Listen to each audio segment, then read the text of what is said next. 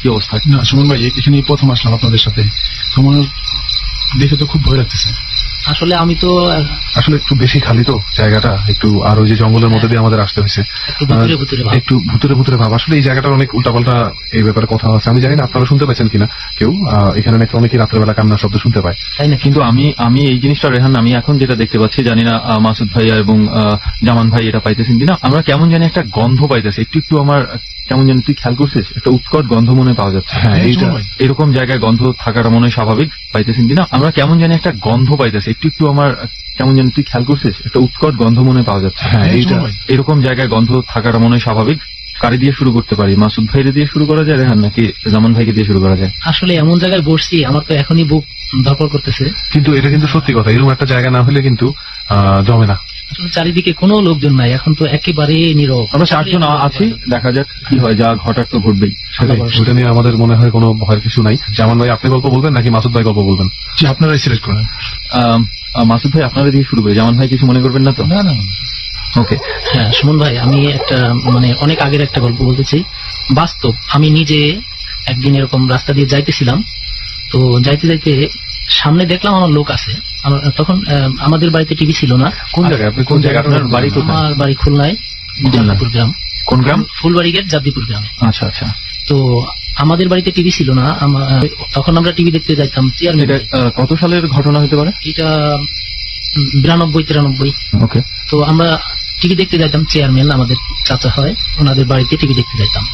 তো রাত্রে টিভি দেখে বাড়িতে আসার সময় আমি দেখলাম যে আমার সামনে লোকজন আছে, গুনগুন করে তারা হাঁটতেছে। তো আমি তাদের সাহসেই আমি হাঁটতে শুরু করলাম। আনুমানিক কয়টা হবে? 11টা 11:30 হবে। আচ্ছা আচ্ছা। তো আমি তাদেরকে দেখে আমার সাহস হয়েছে যে লোক আছে, এত রাত তাও তো বাহিরে লোক আছে। তো আমি হাঁটতে থাকি, এক পর্যায়ে আমি একটু এদিক সেদিক তাকানোর পরে লোকজন গুলা দেখলাম না, হঠাৎ করে তারা নেই বলতে মানুষ দেখছিলাম, কিন্তু পরে দেখলাম যে কুকুর হয়ে, কুকুর আমার সামনে দিয়ে কয়েকটা কুকুর চলে গেল।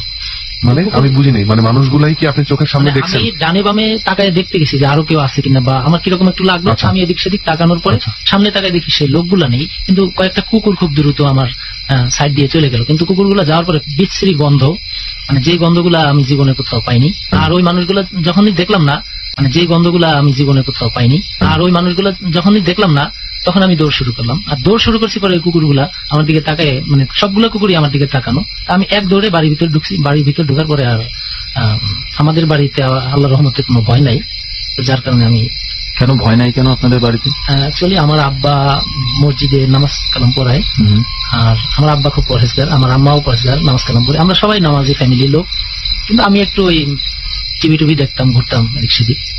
তো রাত বিরাত আমি ভয় পেতাম না। আমি ছোটবেলা থেকেই একটু সাহস বেশি দেখাইতাম, যার কারণে মাঝে মধ্যে এইসব ঘটনার সামনে পড়তাম।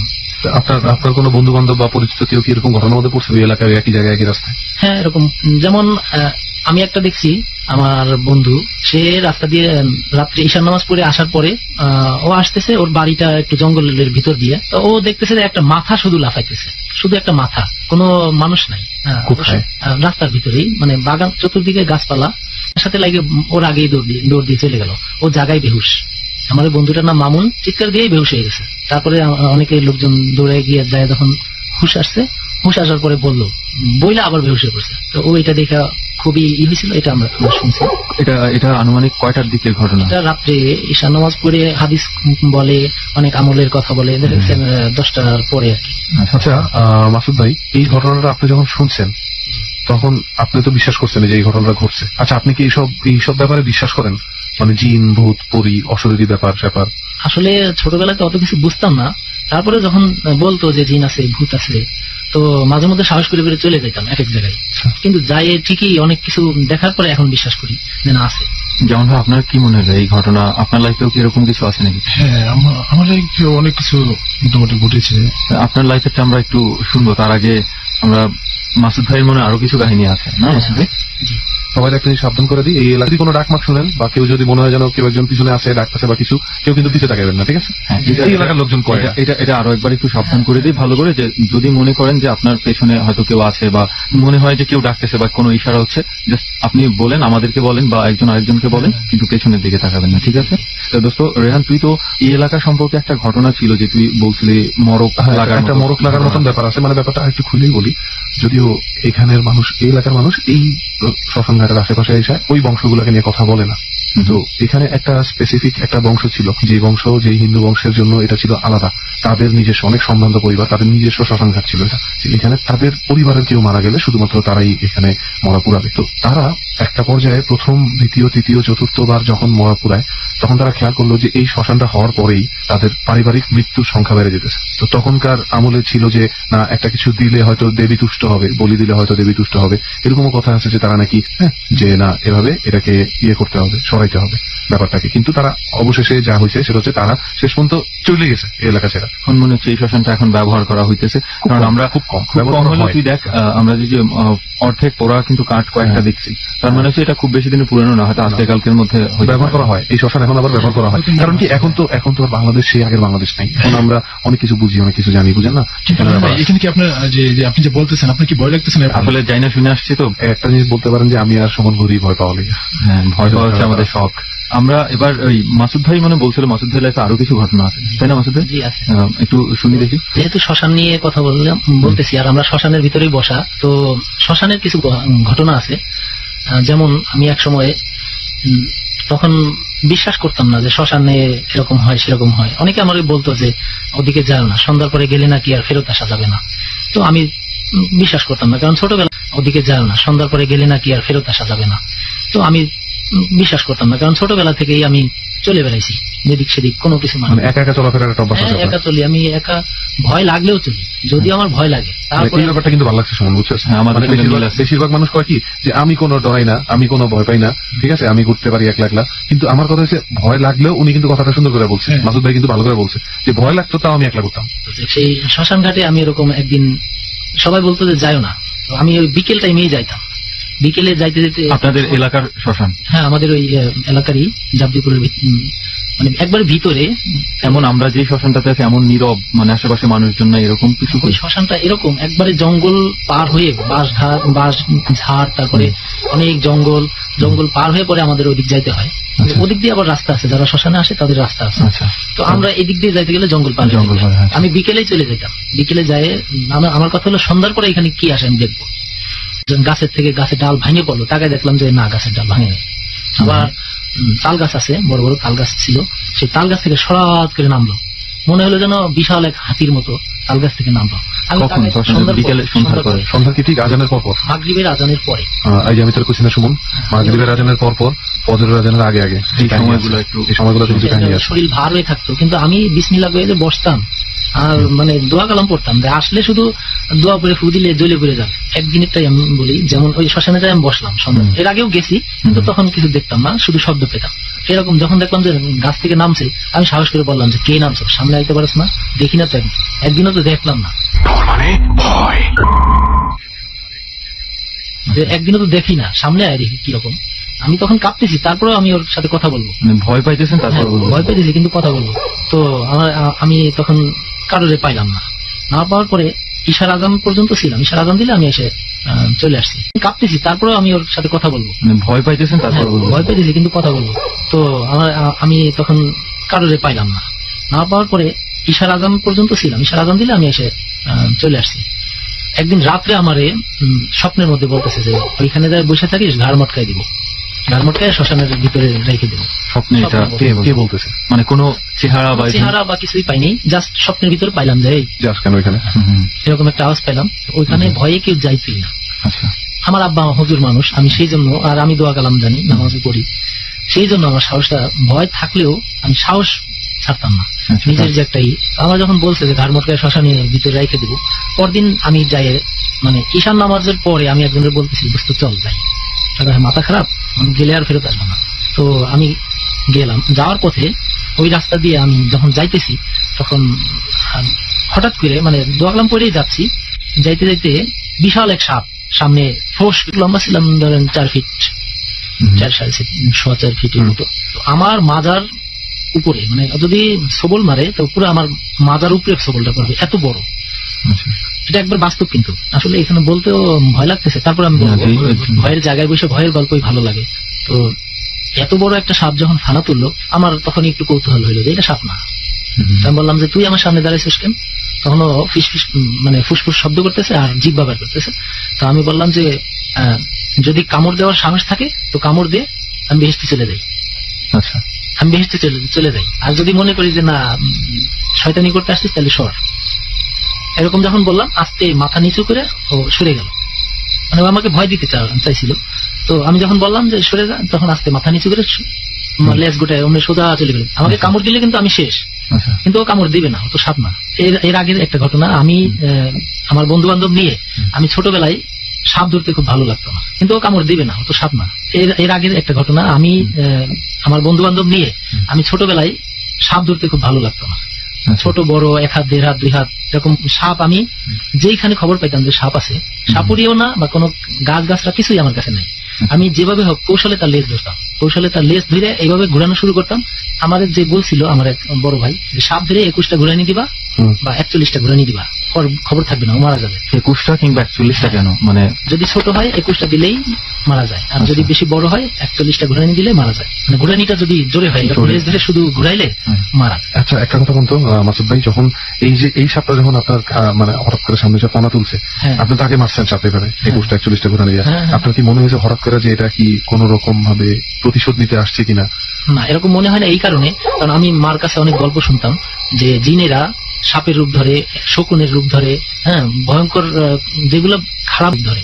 আমার মাথায় সবসময় কাজ করতো, বড় বড় শকুন দেখলে মানে টার্গেট থাকতো যে এটা শকুন না বা সাপ না। ঠিকই চলে গেল, যখন চলে গেল তখন আমি বুঝছি যে এটা তো সাপ না। এর আগে ওইরকম সাপ ধরে আমি ঘুরাইতাম, তো ওই সাপ ধরে ঘুরাই যখন মারতাম তখন থেকে আমার ওই সাপের প্রতি কৌশলটা জানা ছিল যে সবল দিলে আমি কতটুকু আগায় পিছিয়ে যেতে পারবো। সেটা করলো না, সেই সবল দিল না, আর তার ফেস দেখে আমি বুঝতে পারছি যে এটা সাপ না। তো চলে যাওয়ার পরে আমি সাহস করে চলে গেলাম যে না, এক বাধা পেলে আমি অতিক্রম করছি। আরো অনেকে বলতো যে অমাবস্যা পূর্ণিমার রাত্রে অমুক জায়গায় গেলে অমুক গাছ তুলতে পারলে এই হয় সেই হয়, তো তখন তোলা যায় না, সাপে কামড় দেয়, বাঘে কামড় দেয়, বাঘ আসে, সাপ আসে, এরকম অনেক তথ্য অনেক সময় শুনতাম। তো আমি ভাবলাম যে তাহলে একটা বাধা অতিক্রম করছি। আমি আগায় গেলাম, সামনে গিয়ে ওই রাস্তা দিয়ে শুধু সাপ যাইতেছে, এই পাশে একবার যায়, ওই পাশে একবার যায়, এই পাশে একবার যায়, ওই পাশে একটাই সাপ না অনেকগুলো সাপ। আমি হাইটে চলে যেতেছি, পাড়া দিলেও পার তলে পড়তেছে না।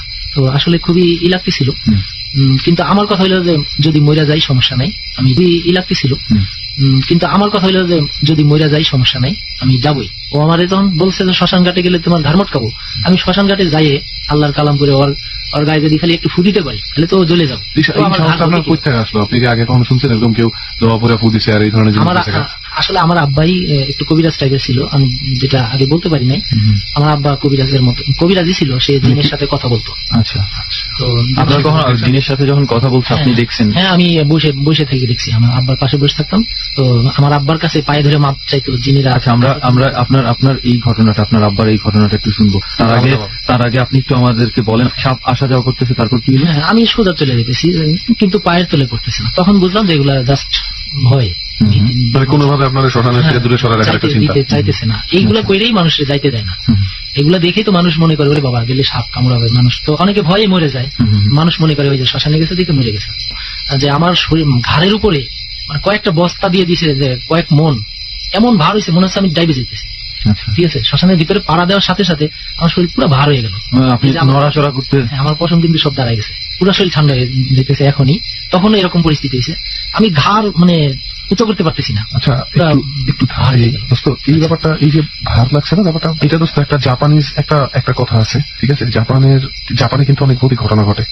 যদি কোনোদিন সম্ভব হয় আমি আপনি যাবো, যদি বাজেট মিলাইতে পারি 100% যাবো। জাপানে একটা ঘটনা এরকম দেখা গেছে যে একটা ছেলে এরকম তার শরীরের ওজন এভাবে বাইরে গেছিল, ঠিক আছে? তার শরীরের ওজন, তার শরীরে মাংস বাড়ে নাই, কিন্তু তার ওজন দেখা গেছে যে প্রায় 33 কেজি ওজন বাইরে গেছে তার, কিন্তু দেখতে স্বাভাবিক, এবং 33 কেজি বাড়ছে এক রাতের মধ্যে। ছেলেটা তারপরে বেশি দিন বাঁচে নাই, মাত্র 2-3 মাস বাঁচছে। এবং এই যে ও 2-3 মাস বাঁচে, ওর মরার পরে যখন আবার ওজন করা হয়েছে তখন আবার স্বাভাবিক ওজন। হ্যাঁ, এখান থেকে একটা সন্দেহ করা হয়েছিল যে এই কয়েকটা দিন তার উপরে সত্যিকার অর্থে ভর করে ছিল কেউ একজন তার সাথে ছিল, যার ওজনটা বারবার তার সাথে যুক্ত হয়ে যেতেছিল, কিছু একটা ছিল। আপনার এই যে ভারী হয়ে যাওয়ার ব্যাপারটা, আপনি শ্মশানে পাড়া দিলেন, মানে আপনি খুব ভার অনুভব করতেছেন, তারপর কি হলো? তখন যখন দেখলাম যে আমার ঘাড় খুব ভার হয়ে গেছে, তো আমি পিছনে তো তাকানো নিষেধ, আমি ছোটবেলা থেকেই পিছনে তাকানো নিষেধ বলতে কি আসলে এটা কিন্তু আবার একটু মনে করে রেহান এবং যেমন ভাই পেছনের দিকে কিন্তু একটু সাবধান। যে এই বিষয়টা আমি একটু বলি, সুমন ভাই, রেহান ভাই, আপনারা যে পিছন দিকে তাকানো নিষেধ, এটা বলতে আমরা ছোটবেলা থেকে আমাদের গার্জিয়ানরা বলতো যে বাম দিক দিয়ে ঘুরে তাকাবা না, তাকাইলে যদি কেউ তাকাইতে চাও যে না পিছনে দেখবো, তবে পুরা শরীর সহ ডান দিক দিয়ে ঘুরে তাকাবা, পুরা বডি ঘুরায় ডান দিক দিয়ে ঘুরবা, যে পিছনে কে। তখন মাথা সহ পুরা শরীর যেন একবারে ঘুরে যেতে হবে, যে শুধু ঘাড় ঘুরায় দেখলাম তা হবে না, তাহলে ঘাড় মটকায় দিতে পারে। এই জন্য পুরা শরীর একবারে ডান দিক থেকে ঘুরতে হলে পড়ে যাবেন। তো এরকম ছিল। আমি তখন আমার যখন আমার যে ঘাড় ভার হয়েছে, আসলে ভার কি, ও আমার ঘাড় ধরে আমার ভিতরে মানে জাপতে চেষ্টা করতেছে, মানে মাটির নিচে একদম ডাবায় ফেলানোর। এই যে বলছে যে ঘাড় মটকায় ডাবায় রাখবে শ্মশানে, ও আমার ঘাড় ধরে বসছে। তো আসলে এটা অনেক বিশাল ছিল। মানে আপনি কি অনুভব করতে, আপনি কি শুধু ওজনটাই যেতেছেন, আর কেউ আপনার ঘাড়ে ধরে রাখছে? এদিকে সব ব্যথা হয়ে গেছে, এই যে ঘাড়ে যে মাসল ইয়েটা, এগুলা সব যাই মানে চাপ দিয়ে ধরলে একজন বড় মানুষ ঘাড় ধরে যখন জাতা মারে যেরকম সেম, কিন্তু কিছু তো নাই, দেখতে পারতেছি না, কিন্তু আপনি অনুভব করছেন সে আমাকে এমন ভাবে ঘাড় ধরে ডাবাচ্ছে। এরকম একটা রাত কয়টা পাচ্ছিল? কিশান নামাজ পড়ে আমি গেছি, মানে 9টা 9:30 এরকম বাজে। হ্যাঁ, কারণ আমি বলি আমার আব্বা হুজুর মানুষ হইলেও কি হবে, সে আমাদেরকে অতটা কেয়ার করতো না, যার কারণে আমার ভিতরে আসলে দুনিয়া বা মরে যাওয়া বা বেঁচে থাকা এরকম কিছু একটা কাজ করতো না। ভয়ের বেলা অনেকে আছে, ভয়ের গতির ইয়েটা বেশি থাকে, ভয়ের স্পিডটা বেশি থাকে, সে দৌড় মারে, আসলে এক পা পিছনে যায় যাবো, আবার 2 পা সামনে যায় না যাবোই যাবো। আমার টার্গেটটা ছিল ওইরকম, আমি যাবোই। আমার যখন ঘাড় ওজন হয়ে গেল, তখন আমি হাঁটুতে রুকু দেওয়ার মতো পরিস্থিতি, যে এরকম মানে ঠেকাই রাখছি। তখন আমি বলছি যে মানুষ না জানোয়ার না জিন, যদি বাপের জন্ম হয়ে থাকে তাহলে সামনে এসে দাঁড়া। মানে এইভাবে চিল্লাই বলতেছি, ওখানে কেউ নাই, একটা মানে গরু ছাগল কুকুর কিচ্ছু নাই, মানুষ তো দূরে থাক, কিছুই নাই। আর আমি ওইখানে ওই একটা আম গাছের নিচে বসতাম যায় বিকেলে, সে আম গাছটার নিচেও কেউ যাইতে ভয় পাইতো, কারণ ওইটা এমন ভয়ের, ওই আম গাছের সাপ থাকতো বা বড় বড় শকুনের মতো থাকতো, যারা কোনো মানুষ ওইখানে বসতো না ভয়ে। ঠিক আছে, আমরা শুনছি অনেকে মারাও গেছে। আমার কথা হলো যে আমার বাপের যেহেতু খোঁজ খবর নেই না, আর সংসারের খুব ঝামেলা চলতো, তো আমার আর মরা বা বাঁচা নিয়ে কোন টার্গেট থাকতো না। আমার কথা হলো যে বাপের বেটা হলে আমার কথা হলো আমি জিনের সাথে কথা বলবো। আর আমি শুনছি যে অনেকে লড়াই করতো, রাত্রে লড়াই করতো, ফজরের আজানের আগ পর্যন্ত লড়াই চলতো, টিকতে পারতো, তো সে যা চাইতো সেটা পাইতো। আমার কথা হলো যে বাপের বেটা হলে আমার কথা হলো আমি জিনের সাথে কথা বলবো। আর আমি শুনছি যে অনেকে লড়াই করতো, রাত্রে লড়াই করতো, ফজরের আজানের আগ পর্যন্ত লড়াই চলতো, টিকতে পারতো, তো সে যা চাইতো সেটা পাইতো। আমার যেহেতু পারিবারিক দুর্বল, আমি চিন্তা করতাম যে আমি লড়াই করবো। আমি ওরে বললাম যে তুই বাপের বেটা হইলে, জিনের বাচ্চা হোক আর যাই বাচ্চা হোক, মানুষ হোক আর শয়তান হোক, আমার সামনে আয়, ঘাট ধরছিস কে। এবার যখন চিল্লাই বলতেছে, আমার কান্দা কান্দা ভাব, বুঝতেই পারতেছেন এটাও শ্মশান ওটাও শ্মশান। আমরা সবাই সেই ক্ষেত্রে একটু চোখ কান খোলা রাখতে হবে, একটু সাবধান থাকেন। যেমন ভাই একটু সাবধান থাকেন, রেহান সাবধান থাকিস। তারপর তবে সুমন ভাই আসলে ভয়ের সময় ভয়ের কথাই আসে, তো আমি সাহস করে বললাম হালকা হালকা আলো আছে, কারণ তখন চাঁদের রাত, পুরো চাঁদ নাই, চাঁদ অর্ধেকেরও কম, কিন্তু আলো আছে মোটামুটি। আমার ছায়াটা আমি মোটামুটি দেখতে পাচ্ছি, গাছের ছায়া পড়ে আছে, তারপরে অনেক সময় কোন পোকামাকড় লাফ দিয়ে পড়তেছে, মোটামুটি শরীরে পড়লে দেখা যায়। তো আমার কথা হলো যে তুই সামনে আয়। আর আমি দোয়া পড়তেছি, আউযুবিল্লাহ বিসমিল্লাহ পড়তেছি, সূরা ফাতিহা পড়তেছি, আর লা হাওলা পড়তেছি, আর আউযুবিল্লাহ পড়ে পড়ে এদিকে ডাইনি বামে ফু দিতেছি যে তুই সামনে আয়, স্যার আমার ঘাট স্যার। ঠিক আছে, এক পর্যায়ে সে আমাকে একটা ধাক্কা দিলে পরে আমি পড়ে যাইনি, আমি অনেক দূরে, মানে প্রায় 8-10 হাত আমি আগাই গেলাম সামনের দিকে। মনে হলো আমার থেকে বিশাল বড় একটা লোক আমাকে কেউ একজন ধাক্কা দিয়ে ফেলে দিল। পড়লাম না, আমি দৌড়ে মানে স্পিড গতিটা থামানোর জন্য 8-10 হাত দূরে যায়, এক হাঁটু ডাইন হাঁটু ভর পড়লো মাটিতে, আর বাম হাঁটুতে হাত, ডাইন হাত নিচে। এভাবে করে আমি বাম দিকে তাকাইতে পারতেছি না, যার কারণে আমি সাথে সাথে একটা দোয়া পড়তেছি আর উঠে দাঁড়াই গেলাম। সাথে সাথে উঠে দাঁড়ায় ওই ডাইন হাত মাটিতে পড়ছিল, ওই সময় ডাইন হাতে কিছু মাটি নিলাম। ডাইন হাতে কিছু মাটি নিয়ে তখন ওই আউযুবিল্লাহ পড়া, সূরা ফাতিহা পড়া মাটিতে ফু দিলাম, 3 কুল পড়লাম। আর আমার শুধু মানে চতুর্দিক দিয়ে ঘিরে ফেলাইছে, আমার মনে হচ্ছে 3 কুল পড়লাম। আর আমার শুধু মানে চতুর্দিক দিয়ে ঘিরে ফেলাইছে, আমার মনে হচ্ছে যে আমার চারপাশে লোকজন, কিন্তু একজনও নিচে না, সব আমার থেকে আমার হাঁটু উপরের সাইডে সব ছায়াগুলো, মানে এমন দেখতেছি যে প্রত্যেকটা মানে কালারটা বলতে পারতেছি না, ভয়ঙ্কর একটা কালার, যেই কালারের কোনো ফেজ নাই, কিন্তু মনে হচ্ছে যে এখানে আমাকে ব্যারিকেড দেওয়া। তো আমি যখন ডাইন হাতে মাটি নিলাম, মাটি নিয়েই 4 কুল ডাইরেক্ট বলতে পারি নাই, তো আমি কিছু কৌশল অবলম্বন করি। যেমন আল্লাহর কাছে বললাম, আল্লাহ 4 কুল মাইনে নিলাম, ফু, মানে 4 কুল বলতে বলে 4 বার কুল হলাম, আল্লাহ 4 কুল মাইনে নিলাম, পরে পড়ে নিলাম, ফু দিয়ে মাইরে দিলাম ছড়ায় মাটি মেরে দিলাম, আবার নিলাম, আবার নিয়ে আউযুবিল্লাহ বিসমিল্লাহ করে আবার মেরে দিলাম। এরকম 3-4 বার মানে এদিক ওদিক ছড়াই ছড়াই মারলাম। মারার পরে এই যে আমার শরীর কিন্তু আবার হয়ে গেল, হালকা হতে শুরু করছে। হ্যাঁ, দোয়া পরে যখন আমি মাটিগুলা মাইরে দিলাম এদিক সেদিক, চতুর্দিকে ঘুরে মাইরে দিলাম। মারি দেওয়ার পরে ঠিক আমি মনে হলো যেন আমার একবারে পুরো ফাঁকা। আমি শ্মশান ঘাটে যাই অনেক খোঁজাখুঁজি করলাম যে কে আমার এত ডিস্টার্ব করলো, কে আমার এই ঘাটটা ধরলো। আমি কেউ আছে নাকি, কেউ আছে নাকি চিল্লাইলাম, অমুক এই জায়গায় কেউ আছে নাকি, জোরে জোরে, হ্যাঁ, যে কেউ কি আছেন, আমি মাসুদ, এরকম ডাকি ডেকে বলতেছি। তো কোনো সারা শব্দ পাইলাম না, জাস্ট কয়েকটা পাখি উড়ে যাওয়ার মতো উড়ে গেল, মানে দেখলাম না, জাস্ট পাখি উড়ে গেলে যেমন গাছপালার পাতা নড়ে যায়, ছটফট ছটফট করে উড়ে গেল ফরফরায় একটা পাখির মতো, কিন্তু তাকাই দেখলাম কিছুই না, দেখতে পেলাম না। তো রাত তখন মোটামুটি ভালোই হয়েছে, সম্ভবত 12টার কাছাকাছি। তারপর কি চলে আসছেন ওখান থেকে নাকি ওখানে ছিলেন? চলে আসছি আমি। ওই সময় যখন আসতেছি তখন আসার পথে আমার একজন জিজ্ঞেস করলো কই গেছিলি।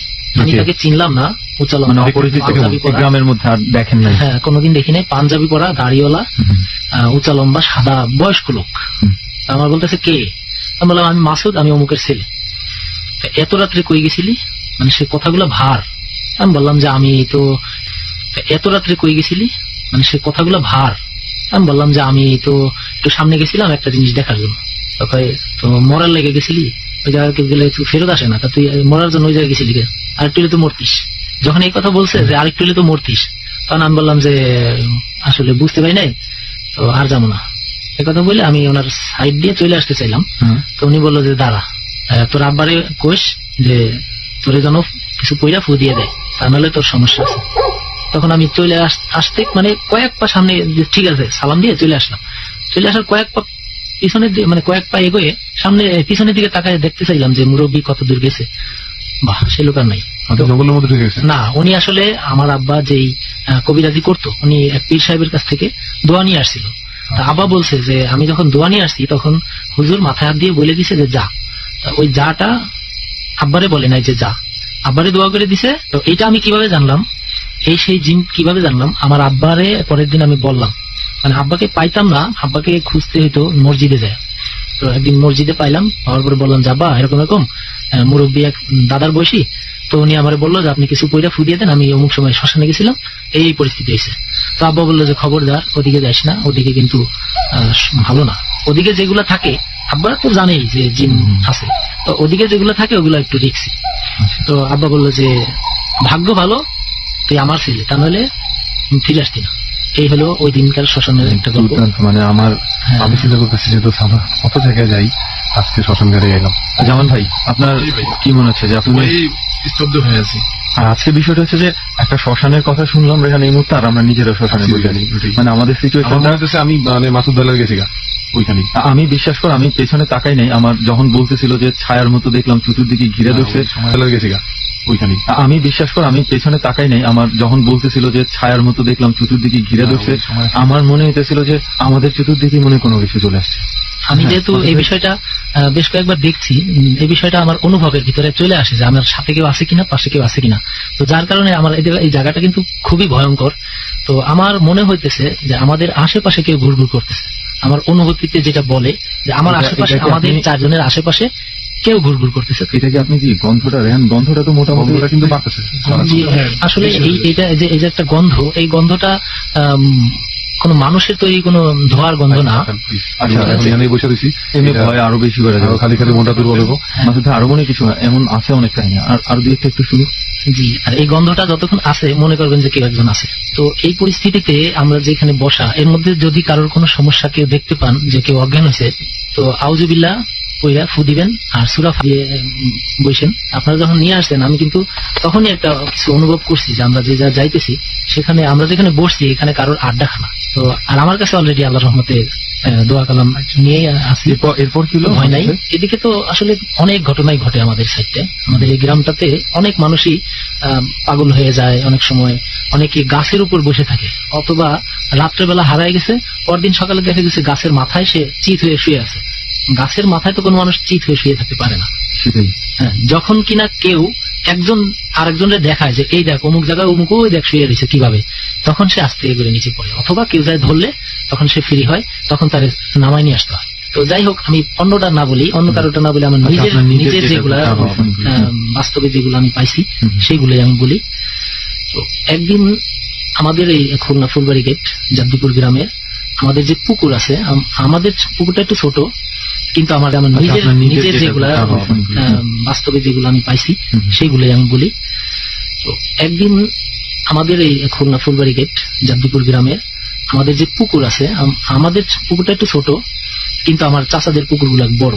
তখন উনি মেম্বার ছিল, ওনাদের পুকুরে, ওনাদের পাশের যে পুকুর, বেশ কয়েকটা পুকুর আছে, মানে তারা প্রতিযোগিতা করে পুকুরগুলো বড় বানানো, যে আমার পুকুর বড় এবং তো আমার পুকুর বড়। তো আমরা ওই বড় পুকুরগুলোতেই, বিশেষ করে আমরা স্কুল থেকে বা মাদ্রাসা থেকে আসার পর এই পুকুরগুলোতেই যাই ঝাঁপাই করতাম। তো আমাদেরকে অনেকেই বলতো যে মাসুদ, অমুক পুকুরে যায়ও না, ওই পুকুরে খুব রিস্কি। কেন? ওই পুকুরে মানুষ হারায় যায়। দেখা গেছে যে গোসল করতেছে, 5-7 জন গোসল করতেছে, একজন নাই, কি ব্যাপার, কই গেল, তার আর খুঁজে পাওয়া যায় না। দেখা গেছে 3 দিন 4 দিন 5 দিন পরে সে ভাইসে উঠছে, মৃত। তো এইসব ব্যাপারে সবাই একটু সতর্ক থাকতো। যে আপনার পরিচিতের মধ্যে কারণ ছিল?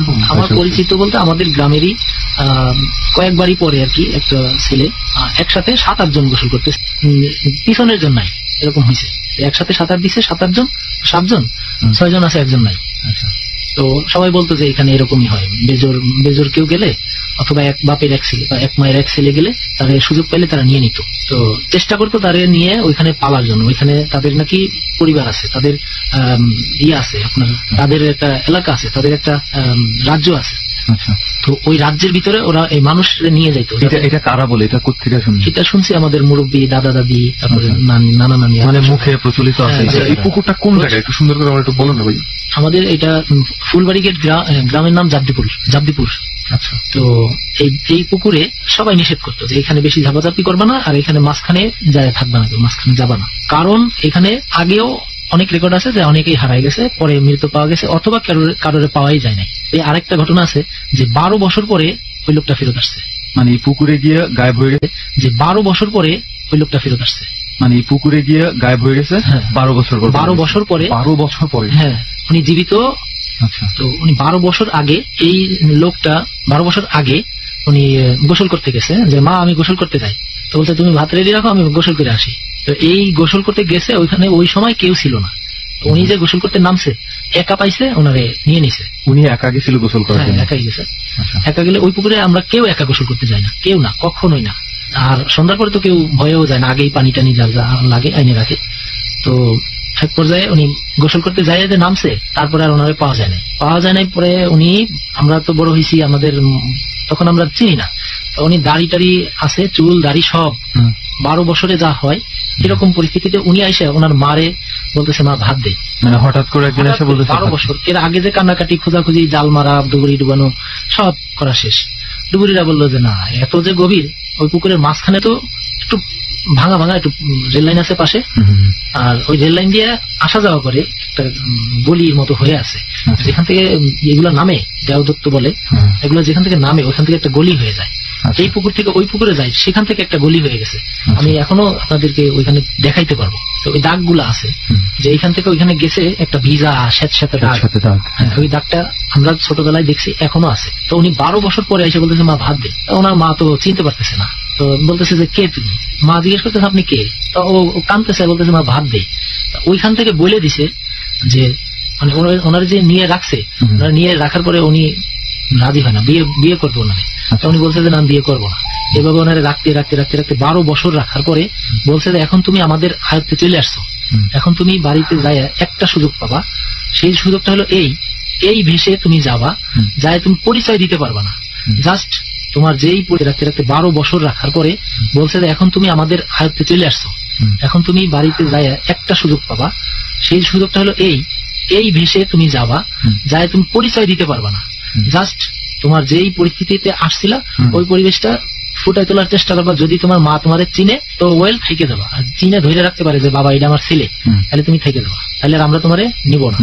আর যদি না চিনে তাহলে তোমার সাথে সাথে চলে আসতে হবে, আর যদি না আসো মুখ দিয়ে রক্ত পিঠে মারা যাবা, প্লাস বংশ ধ্বংস করে দেওয়া হবে। এরকম যখন বলা হয়েছে তখন উনি বারবার বলতেছে মা ভাত দে। উনি বলে কে তুই, আপনি কে?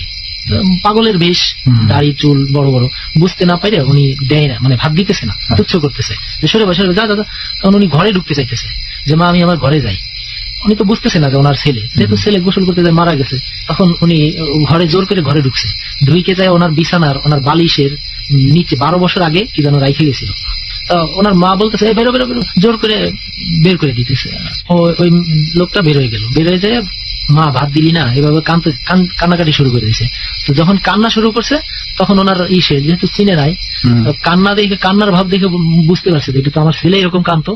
কারণ কান্না শুরু করার পরে এত স্পিডে উনি পুকুরের দিকে গেছে, ওনার মা দৌড়ে যায় আর দেখছে যে শুধু মানে অর্ধেক বডি আর পুরোটা হাইটে পুকুরের মাঝখানে চলে গেছে, আস্তে করে তোলা।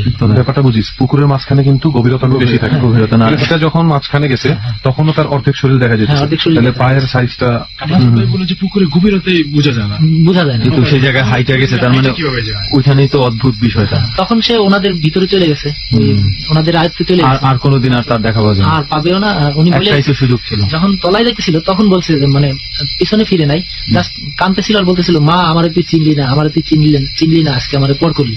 তখন ওনার মা ঝাঁপায় পড়ছে, আশপাশ থেকে সবাই ঝাঁপায় পড়ছে। উনি বলতেছে আমার ছেলে, আর এই পুকুরেই আমি পয়সা পেতাম। আপনি পয়সা পেতেন? আমার চাবিও পেয়েছি। এই পুকুরেরই ঘটনা? এই পুকুরের ঘটনা। শুনুন, রাত কয়টা বাজে আল্লাহ জানে। এখন সময় হাতে আছে, আরো সমস্যা নেই, প্রয়োজনে সারা রাত থাকবো আজকে। হ্যাঁ সুমন ভাই, রেহান ভাই, এই পুকুরে আমি আরো অনেক কিছু পাইছি, তাই না? হ্যাঁ জামান ভাই। জি ভাই। মাসুদ ভাইয়ের কাছে তো শুনলাম অনেকক্ষণ। জামান ভাই আপনার একটা ঘটনা শুনি। অ্যাকচুয়ালি সুমন ভাই, যে জায়গাটায় আছি এটাতে অনেক ভয়ানক জায়গা। এরপরে মাসুদ ভাইয়ের ঘটনাটা খুব ভয়ানক। এমন একটা ভয় ঢুকেছে আমার ভিতরে যে আমি না পারতেছি থাকতে, না পারতেছি যেতে, কারণ শুনতেও ভালো লাগতেছে।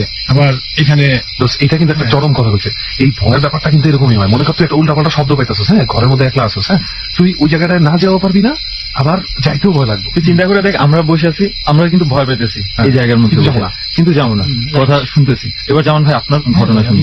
যে আমি ছোট সময় তো আমার নানা বাড়িতে থাকতাম, মানে চলে গেছে আমার বাড়িতে। এই 2 বছরের যে ঘটনাটা হয়েছে সেটা হলো যে আমি আবার বাজার যেতাম, আমার নানার পাশে বাজার আছে, একটা বাজার, বেগুনবাড়ি বাজার। বেগুনবাড়ি কোথায়? ময়মনসিংহ মুক্তাগাছা থানা, বেগুনবাড়ি। তো ওই বাজারে যাইতাম, ওইখানে আমার নানা যাইতো, সবাই একটা বাজারই, ওইখানে বাজার করতো, আমি যেতাম। ছোট সময় থেকে আমার মানে বাজারে যাওয়ার খুব অভ্যাস ছিল। তো ওই সময় তো শুনতাম যে এটা সেটা, আমার নানু বলতো কি তুমি ওই দিক দিয়ে যাও না, আর গেলে কাউকে সঙ্গে নিয়ে যাবা, তুমি তো বাজারে যাও দূর পারে পারে। হ্যাঁ, বলে মানুষ বুঝো না, একা যাইতে নিষেধ করতে, একা যাইতে একবারই নিষেধ করছে। তো আমি আবার কি মানে ওরকম যে ভয় পাইতাম না। হ্যাঁ, আবার যদি কোনো কিছু সামনে পড়ে যেত আমি আবার ভয় পাইতাম। তো একদিন হঠাৎ করে বাজারে গেলাম, তো আসার সময় আপনার যে রাস্তাটা, বাজার থেকে যে রাস্তাটা, এটা হচ্ছে মুক্তাগাছার রাস্তা আর কি। তো আমরা ওই রাস্তা দিয়ে, আমাদের ডান সাইডে আর কি আমাদের গ্রামের রাস্তা, কান্দাদিয়া গ্রাম। ওই গ্রামে আবার অল্প একটু যাইতে, ওই রাস্তা থেকে অল্প একটু ধরেন 40 হাত যেতে একটা খাল আছে। আমি বাসের সাঁকুতে উঠতেছিলাম, ওই সময় তো শুট হইয়া, তো দেখি বাসের সাঁকু না লড়তেছে। এখন বাজে ধরেন 4:30 না 5টা বিকাল। আমার নানা বাজার থেকে পাঠাই দিছে, তাড়াতাড়ি যা, মানে সন্ধ্যা হওয়ার আগে বললাম মানুষ তাড়াতাড়ি যা। বাট জায়গাটা ছিল মোটামুটি ফরওয়ার্ড, যে নানা বাজারের খুব ফরওয়ার্ড ছিল। পরে আসছি, মানুষের লগে লগে আসছি, কিন্তু আসার পরে আমাদের যে গ্রামে ঢুকবো এই গ্রামের লোক নেই, শুধু আমি একা। আর আমার বয়স ছিল না যে একবার রাস্তা ক্লিয়ার, আলো আছে। তো পরে দেখি সাঁকুটা মানে নড়তেছে। তারপরে আমি একটা মনে করে নেই, আমি উঠছি দেখি হয়তো লড়তেছে। পরে গেছি মাছ পথে, যেয়ে গেছি খালের এটা প্রস্তটা হবে 50-60 ফিট এরকম হবে। তো মাঝখানে যাওয়ার পরে এখন তো ভয় ঢুকে গেছে, মানে দেখি এই পাশে লড়তেছে, ওই পাশে লড়তেছে সাঁকুটা। এটা কি আপনার কাছে মনে হচ্ছে মানে কেউ নড়াইতেছে এরকম মনে হইতেছিল? না, আমি ভাবতেছি যে হয়তো যে কোনো, আমি যে আছি এমনও হইতে পারে, মনে করেন যে নিচে স্রোত বেশি থাকলে, স্রোত মানে কেউ নড়াইতেছে এরকম মনে হইতেছিল? না, আমি ভাবতেছি যে হয়তো যে কোনো, আমি যে আছি এমনও হইতে পারে, মনে করেন যে নিচে স্রোত বেশি থাকলে, স্রোত নাই, আস্তে আস্তে চলে যায়। আচ্ছা, তো আমি মাঝখানে যে দাঁড়ায় গেলাম, ছোট মানুষ যতটুকু বুঝি আর কি, দাঁড়ায় গেলাম। দেখি আমার শরীর সহায় এখন লড়তেছে, এমন এদিক সেদিক তাকায় কোনো লোক নাই। ও এখানে ঘটনা আছে, আমার হাতে নানা কিনে দিছিল রুটি। রুটি কিনে দিছিল, সেটা হলো যে আগে 2 টাকা দামের রুটি আছিল না, 2 টাকা দামের রুটি কিন্তু অনেক বড় ছিল, অনেক বড় ছিল। 2 টাকা দামের রুটি তুই খাইছিস রান করো না? 2 টাকা দামের রুটি অনেক আগে খাইতাম, মনে লেগে গেছে নাকি? আবার আপনি খাইছেন? আমিও খাইছি। তো ওই রুটিটা কিনে দিচ্ছি, কিনে দেওয়ার পরে আমি ওইখানে তো রুটিটা হাত পরে কেউ কাউরে পাই না, প্রায় 5-6 মিনিট দাঁড়ায় রয়েছে ওইখানে তুই মাঠেই দাঁড়ায় মাঝে। পরে আস্তে আস্তে ভয় পাইতে পাইতে পার হলাম। পার হওয়ার পরে এখন তো ওই যে বড়ই গাছটা যায়, বড়ই গাছের সামনে তো আমি যাচ্ছি না। বড়ই গাছ মানে? একটা বড়ই গাছ আছে আমাদের ওই রুটে। আচ্ছা, হ্যাঁ, খালটা পার হওয়ার পরে এখন তো ওই যে বড়ই গাছটা যায়, বড়ই গাছের সামনে তো আমি যাচ্ছি না। বড়ই গাছ মানে? একটা বড়ই গাছ আছে আমাদের ওই রুটে। আচ্ছা, হ্যাঁ, খালটা পার হওয়ার পরে একটা বড়ই গাছ আছে। পরে আমি না বড়ই গাছ দেখে না অনেক ই লাগতেছে। ওই সময় মনে একটু সন্ধ্যার ভাব চলে আসতেছে, যে সূর্য অস্ত যাচ্ছে। তখন ভাবছি যে ক্ষেত দিয়ে চলে যায়। মানে বড়ই গাছটাতে যাইতে চাইতেছেন না কেন? ওই যে আমার নানু যে ভয় থাকে তুই দিক দিয়ে যাইস না। হ্যাঁ, এটা তো একটা কারণ আছে। আরেকটা কারণ আমি মনে করাই দিই তোরে, সেটা যদি মনে হয় জানোস কিনা আমি জানি না, যে শহরের দিকে যখন মানুষ মারা যায়, ঠিক আছে, তখন যে জায়গাটাতে গোসল করানো হয় ওই জায়গাটাতে বড়ই পাতা রেখে দেওয়া হয়। ঠিক আছে, ওই জায়গাটাতে হাঁটা যাবে না কয়েকদিন, ওই জায়গাটাতে বড়ই পাতা রেখে দেওয়া হয়। এই জন্য বড়ই গাছের পাতার দিকে, বড়ই গাছের ডালের দিকে একটা আলাদা ভয় কাজ করে অনেকেরই অনেক সময়। তারপর হচ্ছে ওই সময় আমাদের মানে আপনি যাতে বড়ই গাছটা নিচ দিয়ে আর যাওয়া লাগছে না, তাহলে খালের ওই পারে আবার ওই যে খামারি গাছ আছে না, খামারি গোটা হয়, ওই ধরনের গাছ ওই দিক দিয়ে সিরিয়ালে আছে।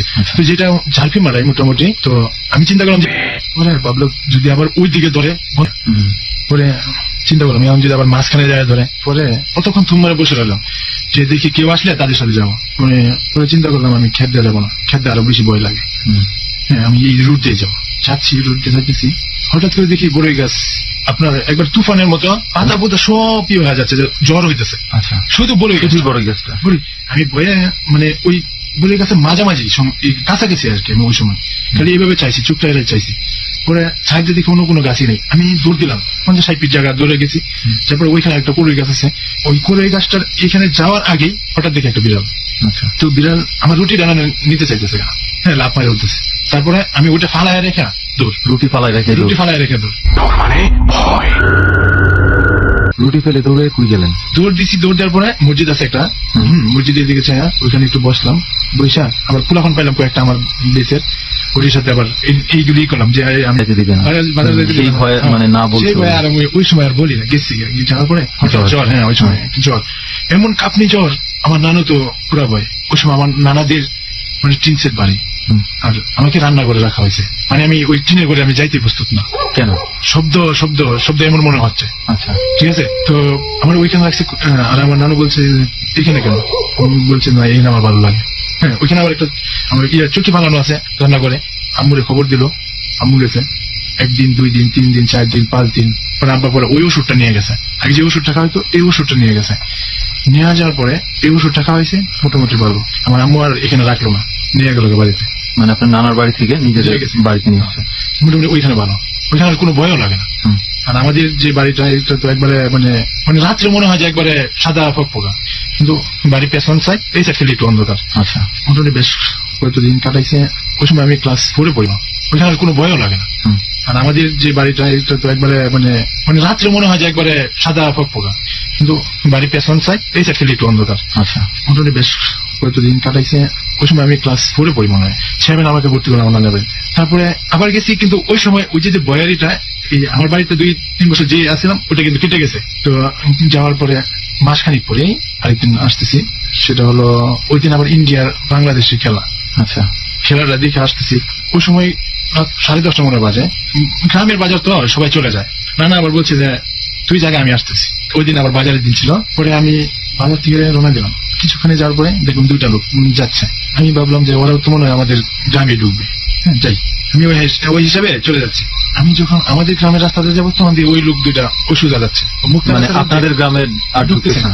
এখন তো আমি একা, এখন তো অন্ধকার, মানে ভীষণ অন্ধকার। সেই ছোট্টবেলার ভয় আর ঢুকতেছে না। এখন তো আমি একা, এখন তো অন্ধকার, মানে ভীষণ অন্ধকার। সেই ছোট্টবেলার ভয়ের কথা মনে পড়ে গেছে তখন তো ওই আগের ঘটনা এবং নানু যে বলছে এগুলি যা আছে সব একসাথে একজাক্ট শুনতেছে। বাজারে বেক আমার সাথে আমি এখন আর ওই রাস্তায় নামতেছি না, এমন ভয় লাগতেছে। অন্ধকার তো মানে কিছু দেখা যাচ্ছে না। আমি যে রাস্তাটা দেখে যাবো এমন পরিবেশ নেই। এরপরে সাঁকো এই সাঁকো আমি কিভাবে পারবো? আচ্ছা, একটা জিনিস না জিজ্ঞাসা পারতেছি না আসলে। আমি অনেক ছোটবেলায় আমার চাচার বাসায় যাওয়ার সময় এরকম একটা সাঁকো ছিল, ঠিক আছে? তো ওই সাঁকোটা আমি ভয় পেতাম, অবশ্য ভূতের ভয় না, আমার ভয় লাগতো। আমি মানে ওই যে নিচে পানি, মাত্র এক বাঁশের সাঁকো ছিল, একটা বাঁশ, আর অনেকগুলো থাকে 4-5টা বাঁশ দিয়ে বানানো। আপনাদের সাঁকোটা কেমন ছিল? এটা আমার একটা বাসে ছিল, একটা বাঁশের একটা বছর মানসিক ভাবে মানসিক ভাবে ভয় আইসা পড়ে একটা, জানো? তারপর আমি এইখানে দাঁড়ায় রইলাম যে দেখি 2-4টা মানুষ আসে কিনা। প্রায় 5-10 মিনিট দাঁড়ায় রয়েছি, কেউ আসে না। আরো তো রাত হয়ে যাচ্ছে। পরে আমি চিন্তা করলাম যেটা হয় হবে, আস্তাগফিরুল্লাহ পড়তেছি, লা হাওলা ওয়ালা কুওয়াতা ইল্লা বিল্লাহ আল-আলিয়্যিল আযীম, এগুলি পড়তেছি।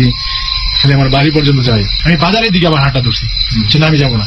ওই সময় দেখলাম যে 2-3 লোক আবার আসতেছে। হ্যাঁ, এখন মনে হয় যাওয়া যাবে। তো ওই লোকটি দেখলাম যে আমার সাইড দিয়ে ক্রস করে চলে গেল, ওরা আর এই রুটে ঢুকে না। কারণ আমি বাজারে যাবো, বাজার থেকে যতটুকু আসছি আমার বাড়িতে আসতে আরো অনেক কম। আমি চিন্তা করলাম না, মরে গেল, চলে যাবো। আবার আসলাম, আবার আইসা মানে কিছু রাস্তা আসলাম, যে এখন তো ওই ভয়টাই যে সাঁকুর মধ্যে উঠার পরে সাঁকু কাপাকাপি হয়েছে, ওই শুটের সময় ওই ঘটনা ওইটা মনের মধ্যে গেছে আছে যে আমার কি সাঁকুর উঠার আগে কি আমার মাইরা ফেলে নাকি শয়তানে। যে সাইডটা আছে না আপনার ওই খালের সাইডটা, এই সাইডে তো ওই যে আপনার ওই যে গামারি গাছে চাপড়ি মারা, হ্যাঁ চাপড়ি মারা। কিন্তু এই ভয়টা অন্ধকার আরো ভয়। আবার যাই, আবার পাশে ওই যে 2 কাজ যাই, 3 কাজ পাশে, 20-30 বার এরকম খালি খেলাই করলাম, আর আগাইতে পারলাম না। পরে লাস্ট মুহূর্ত চোখ বন্ধ করে, কিন্তু রাস্তাতে আমি দেখি না, হ্যাঁ, ওই সুরা কেরাত করতে সাঁকো পর্যন্ত পাড়া দিতে গামারি গাছ আছে না, এগুলি কেমন জানি পানির মধ্যে চাপাইতেছে। পানি কোনো বাতাস নাই, কিছুই নাই, খাস পড়ে গেছে। হ্যাঁ, এখন ওই থেকে দৌড় নানা তো ওই যে আসে 12টা 12:30 একটা, আবার ভয়ে আমি থাকলে যদি আবার কোনো কিছু হয়ে যায়, আবার ভয়ে দৌড় দিয়ে সাঁকুর মধ্যে উঠলাম। ওইটা পরে সাঁকুরা মানে এমন ভাবে পার হয়েছি, মানে আমার কাপ নিতে সাঁকু জন বাইয়া দেবো এমন অবস্থা, আমার শরীরে এমন কাঁপতেছে। ওই কাঁপতে পার হইয়া ওই আগের বই আমি এখন কোন দিক দিয়ে যাবো,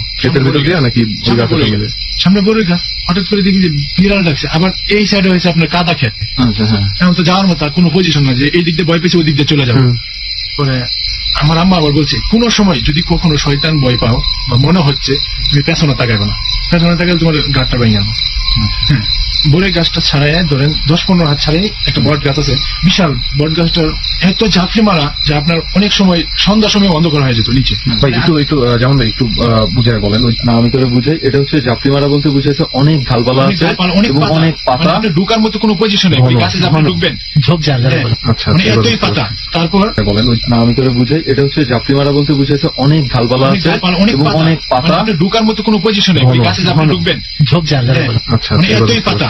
তারপর ওই যে বট গাছ থেকে কি শস্য ওই যে জুজুর করে শব্দ করে পানির মধ্যে কি পড়তেছে, কিন্তু আরেক বই ঢুকে গেছে, ওই দিকে আর যেতে পারতেছে না। এই বিড়ালে মেউ মেউ করতেছে, ওই দিকটা ওই ঝরঝরে শব্দ হইতেছে, মানে একটা ঝড়ের মতো পড়ে গেছে। আমি কোনো সমস্যা পড়লে শয়তান ময়তান বা আবিজাবি দেখলে লা হাওলা ওয়ালা কুওয়াতা ইল্লা বিল্লাহ এইগুলোই পড়বা। এগুলো পড়তে বইয়ে কাঁপতে বাজারের ব্যাগ আবার সাথে কাঁপতে চলে গেলাম। মানে একটু পারিলাম, ওই রাস্তাতে ঘোরার সময় একটা কোনা পড়ে আর কি। হ্যাঁ, পরে ওই কিনারে একটা করে গাছ আছে, করে গাছের সামনে যে আমার বিড়াল হাজির, একই বিড়াল, ওই একই বিড়াল, কিন্তু আমি দেখতে পাচ্ছি না, অন্ধকারে দেখতে পাচ্ছি না, কিন্তু সে আমার সামনে দিয়ে হাঁটতেছে। তখন আমি দেখছি সে সামনের দিকে যাচ্ছে, আর ওই সাইডটা ডান সাইডে একটা বাড়ি আছিল, ওই বাড়ির পেছনে আবার একটা বাড় চার আছে, বিশাল একটা তেঁতুল গাছ আছে। হ্যাঁ, যে তেঁতুল গাছে মনে করেন এর আগে অনেক লোকের নিয়ে গেছে, পোষা লাগছে, মানে অনেক সময় মানুষের রূপ ধরে বলতে এই ওইদিক চল, লয়ে যেত, তুই ওই দিকটা যাস, এই দিকটা যা।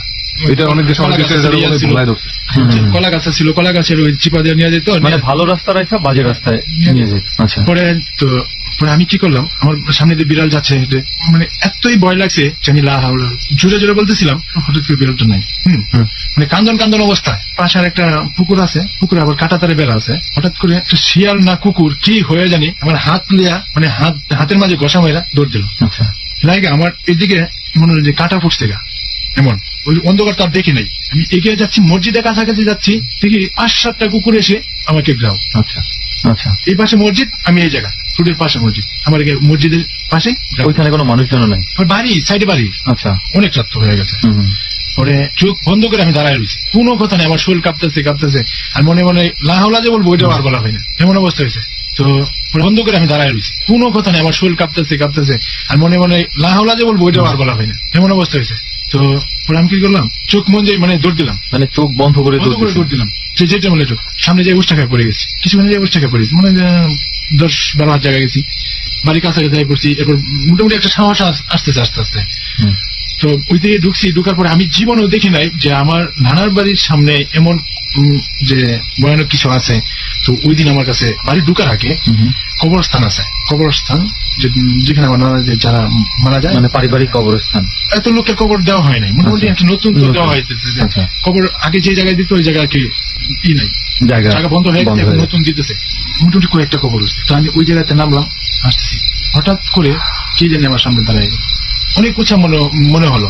এখন তো আমার মানে ভিতরে কিছুই নাই, যে আমার বাড়ির সামনে এমন, আমি এমন একটা চিৎকার দিছি। কি দেখলেন আপনি ওটা? মানে মানুষ, মানে মুহূর্তে অন্ধকার তো কিছু দেখতে পাচ্ছি না। পরে আগা যাবো দেখি আমি আগাইতে পারতেছি না। আমি এমন চিৎকার দিছি যে চিৎকারের যন্ত্রণায় নানু আবার মাঝে মাঝে সজাগ পাওয়া যায়। হ্যাঁ, যেখানে আমি ওখান থেকে আমার নানুর ঘরটা হচ্ছে মিনিমাম 40 হাত দূরে। আচ্ছা। তো আমাদের আবার ওই কবরস্থান, তার পাশে আবার লেবু বাগান। তো অন্য তো লেবু বাগান তো আবার অনেক জঙ্গলের মতো দেখা, মানে ঝুপড়ি আকারে থাকে। ওটা আর কি আমাদের বাইরের পাশে আর কি।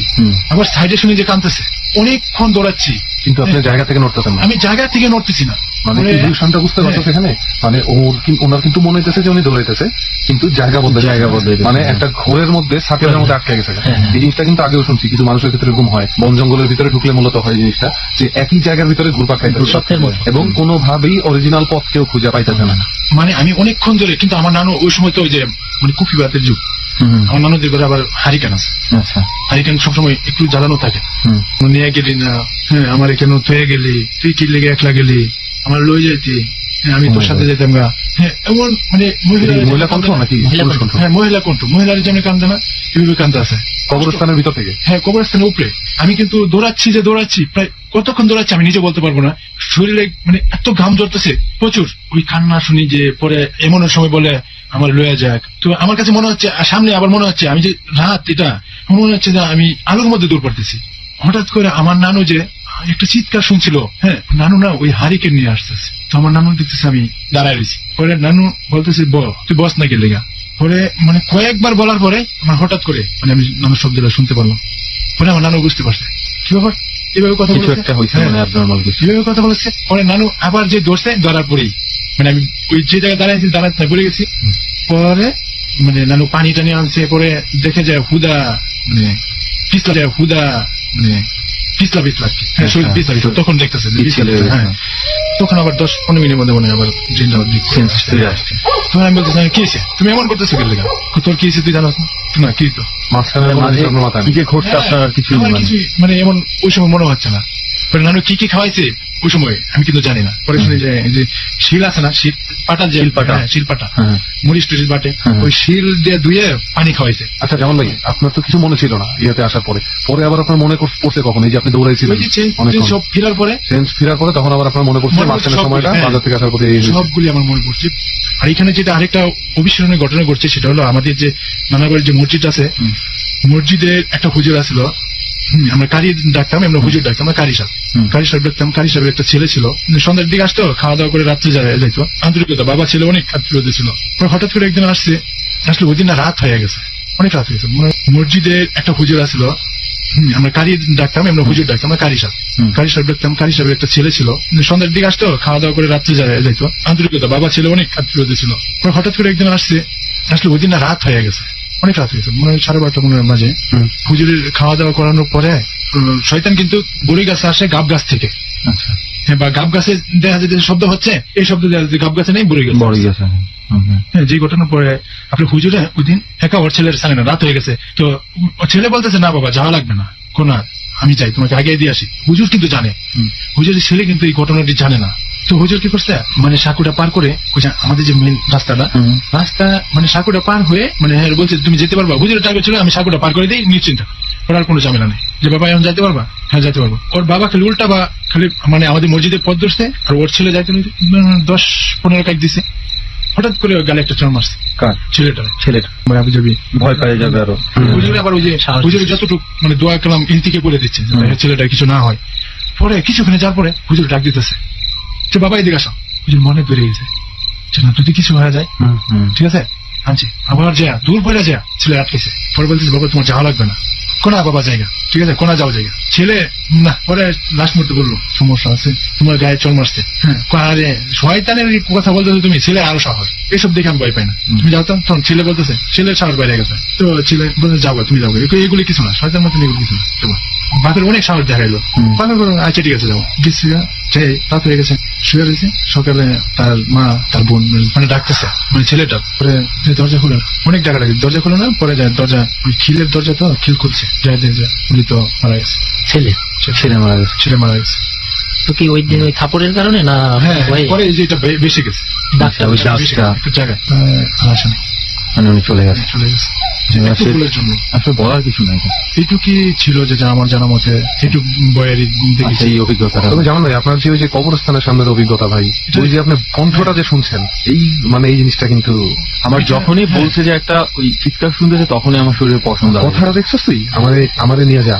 হ্যাঁ, এবং আমার কাছে একটা জিনিস কিন্তু মনে হয়েছে যে উনি যে যতক্ষণ কিছু মনে ছিল না, হঠাৎ করে হ্যাঁ একটা পর্যায়ে কিছু বুঝতেছিল না, দেখতেছিল না, হয়তোবা তার সাথে ছিল কিছু একটা, তার শরীরটাকে ব্যবহার করে হয়তো কিছু দূর সে আগে কিছু হইতে পারে।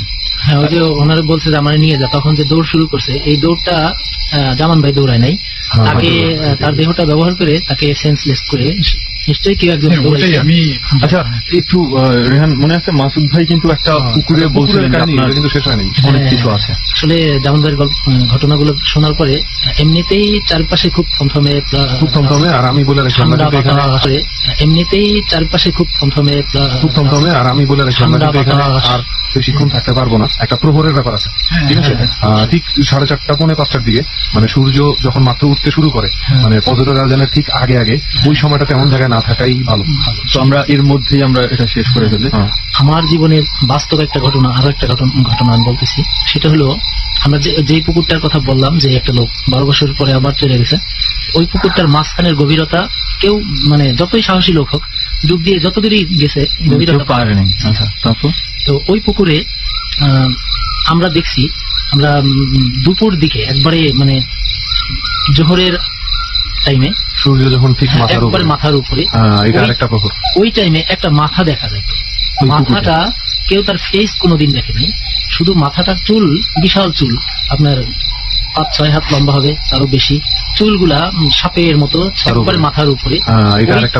ওই টাইমে একটা মাথা দেখা যায়। মাথাটা কেউ তার ফেস কোনোদিন দেখেনি, শুধু মাথাটার চুল, বিশাল চুল, আপনার 5-6 হাত লম্বা হবে, তারও বেশি, চুলগুলা সাপের মতো ছড়াই থাকতো, আর ওটা ভাসতো। হ্যাঁ, মাঝখানে সহজে কেউ যাইতাম না, যেহেতু ওটা পুকুর।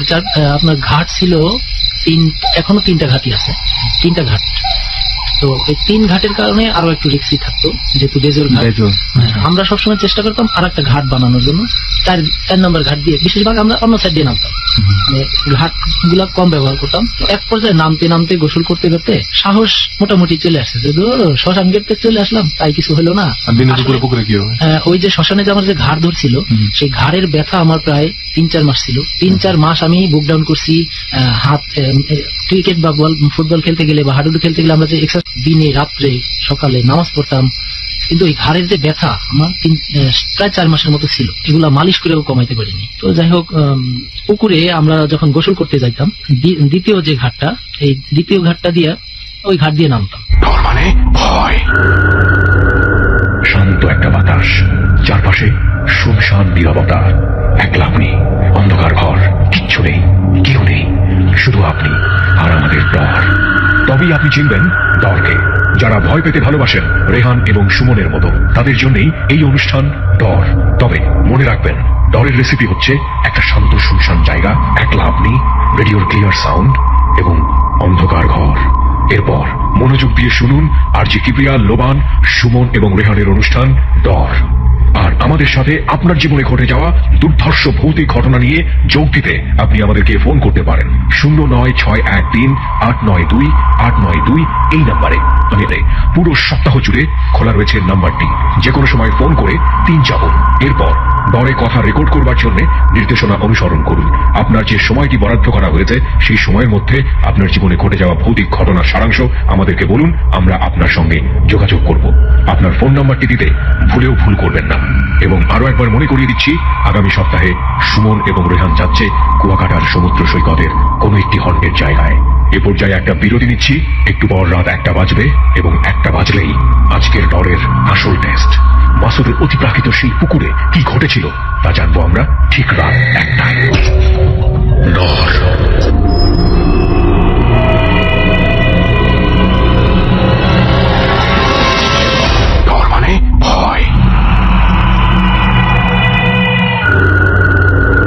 আপনি কি বিশ্বাস করবেন, প্রায় 2 দিন ধরে আমার বাম চোখের পাতাটা লাফাচ্ছে এবং এটা নিয়ে এক ধারাও প্রচলিত রয়েছে। অশুভ শক্তিও বলে থাকেন অনেকে। গত রাতে একটা অশরীরী হাত বেশ কয়েকবার আমার গলাটা চেপে ধরেছে। খুব আপনজনের মৃত্যু হয় আমাকে ঘুম থেকে বারবার জাগিয়ে দিয়েছে। আমি জেগে গেছি এই কারণে মরতে ভয় লাগে। মরার ভয় সবারই হয়। বিশ্বাস করুন আর নাই করুন, আমি আর জিকিবিয়ার জীবনে গত 2 রাতে এই ঘটনাগুলোই ঘটেছে।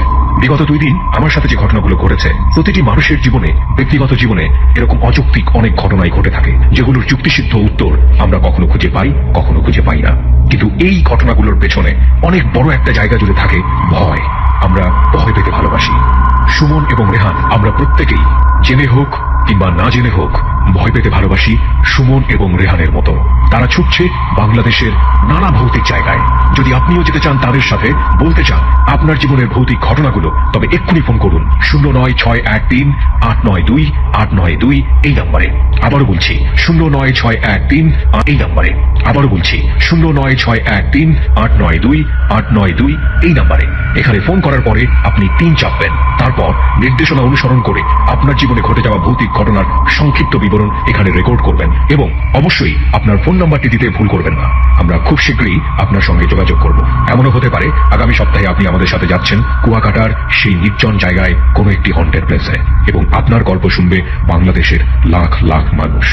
প্রিয় শ্রোতা, মহিপালের সেই গা ছমছম করা শ্মশান ঘাটে সুমন এবং রেহানকে আপনারা এই মুহূর্তে শুনতে পাচ্ছেন। কিন্তু মনে রাখবেন, এই অনুষ্ঠানটি পুরো সপ্তাহ ধরে রেকর্ড করা হয়েছে। সেটা আপনাদের জন্য এই মুহূর্তে আমরা পরিবেশন করছি। চলুন তাদের কাছেই আমরা ফিরে যাই। দোস্ত, এই ব্যাপারটা খেয়াল করছো? এই যে ঘাড় ব্যথার ব্যাপারটা, হ্যাঁ, এই ব্যাপারটা কিন্তু একটা জিনিস খুব সুন্দর করে প্রমাণ করে যে এইরকম অশরীরী কোনো কিছুর ভয় বা যেটা আমরা দেখছি এগুলো পুরোপুরি মানসিক ব্যাপার। হ্যাঁ, কিন্তু হঠাৎ করে আবার দেখ এই ব্যথাটা কিন্তু শারীরিক। আমার সময় অনেক সময় সবাই বলতো যে ঘাটের কাছে নাকি ওই চুলগুলা ভাসে, আর এই চুল দিয়েই মানুষ পেঁচায় নিয়ে যেত। তো এর আগে যত মানুষ হারাইছে বা কেউ যদি ছুটে আসছে অনেকে, যেমন আমার জানা মতে আমার এক বড় ভাই, উনি ওরকম গোসল করতে নামছে, তার ঘাটের প্রায় শেষের দিকে বুক পানিতে নাইমা উনি গা ডলতেছে, উনি টের পাইছে যে পুরো চুলে ওনার এক পাও জড়াই ধরছে। জড়াই ধরার পরে উনি এই টেনে নিয়ে গেল আমারে। এরকম যখন চিলাচিলি শুরু করছে, তো আশপাশে আমরা অনেকেই ছিলাম, আমরা তো ছোট বড় অনেকে ছিল। গোসলের টাইমে বেশিরভাগ পুরুষ ছেলেরা আমরা এক টাইমে গোসল করতাম, কারণ গোসল করে আমরা নামাজে যাবো। আচ্ছা আচ্ছা। তো সবাই মিলে টানাটানি করে অনেক কষ্টে উঠাইছি। তো তার পায়ে দাগ ছিল যে কিছু একটা পেঁচ দিছিল। আপনি দেখেছেন সেটা? হ্যাঁ, সেটা আমরা বাস্তব দেখা। আচ্ছা। তো আমরা একবার শেষের দিকে সিঁড়িতে নামতাম না, তো 4-5টা সিঁড়ি পার হইলে নিচে নামলেই পায়ের কাছে কিছু একটা ভাবলো আমার। আমি গোসল করতে নামছি, আমি দোয়া কালাম পড়ে ফরজ নিয়মে যেভাবে গোসল করে আমি ওইভাবেই নামলাম। আমার পায়ের ভিতরে গোল গোল কিছু একটা বাঁধার পরে আমি হাত দিলাম, পায়ের নিচে হাত দিলাম, হাত দিয়ে তুললাম। তোলার পরে দেখি পয়সা। তো ওই সময় ছিল আপনার তখনকার 10 পয়সা, 5 পয়সা ছিল, 4 আনা ছিল, 8 আনা ছিল, কিন্তু আমি পাইলাম আনা। সেটা ছিল সম্ভবত 1 আনা, 1 আনা, তারপরে 5 আনা। তাহলে আপনি মানে 35-40 বছর আগের মানে সেই আনাগুলো পাইতাম। আমি খুব বেশ কিছু আনা পাইছি, আধা আনা, 1 পয়সা, এরকম আমার বড় বড়, মানে সেগুলোর কোনো ইয়া পাই না। এটা কোন দেশের? আমি মসজিদের হুজুরে দেখাইছি, আমার চাচাদের দেখাইছি, মুরব্বীদের দেখাইছি, যেটা কোন দেশে তা আমার ভয় দিত। প্রথম দেখাইতাম না, প্রথম নিয়ে জমাইতাম, পয়সা পাইছি। তখন মনে করতাম এইটা যে কারোর পকেট থেকে অথবা কারোর লুঙ্গির গোতার ভিতরে অনেকে টাকা পয়সা রাখে, অনেকে লুঙ্গির মধ্যে গুজে রাখে। আমি ভাবতাম কি এগুলো মনে হয় কারো না কারোর পকেট থেকে অথবা লুঙ্গির গোতায়। আমি খুব খুশি হইতাম, আমি ওগুলো জমাই রাখতাম। তো 1 পয়সা, তারপরে ইয়াগুলা 1 আনা, এগুলো যখন পাইতাম এগুলো আমি নিয়ে সংগ্রহ করতাম। তো দেখা গেছে আমি ঘরে রাখছি 2টা রাখছি, আমি পরের দিন যা দেখতাম 4-5টা হয়ে গেছে। তখন আমার ভয় লাগতো, কারণ আমি আবার আমার আম্মারে জানাইলাম। ভয় লাগতো? খুশি হওয়ার কথা না, ধরেন আপনার আমার ভিতরে খুশি হচ্ছে যে মা দেখো 2টা রাখছিলাম, 5টা হয়ে গেছে। তখন আমার মা বললো, খবরদার, এগুলো কোথায় পাইছো? এটা কি হয়েছে? সত্যি কথা বলো, কি হয়েছে, কোথায় পাইছো? তখন আমি বলতাম, মা এরকম পুকুরের ভিতরে পাইছি, সিঁড়িতে। তা মা বলতো, না, এগুলো তো এই দেশের, এই আমলেরও না, এই দেশেরও না।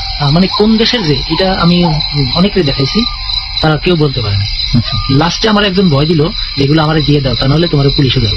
যখনই পুলিশের কথা বলতাম তো ছোট, তখন আমার একটু ভয় লাগলো, পুলিশে ধরবে এই পয়সার জন্য। তখন আমি বললাম যে ঠিক আছে আপনার আমি দিয়ে দেবো। তো আমি কিন্তু সুমন এটা চিন্তা করতেছিলাম, বুঝছো, এখন যদি আমাদেরকে পুলিশ জিজ্ঞাসা যে করোটা কি, তখন আমার একটু ভয় লাগলো, পুলিশে ধরবে এই পয়সার জন্য।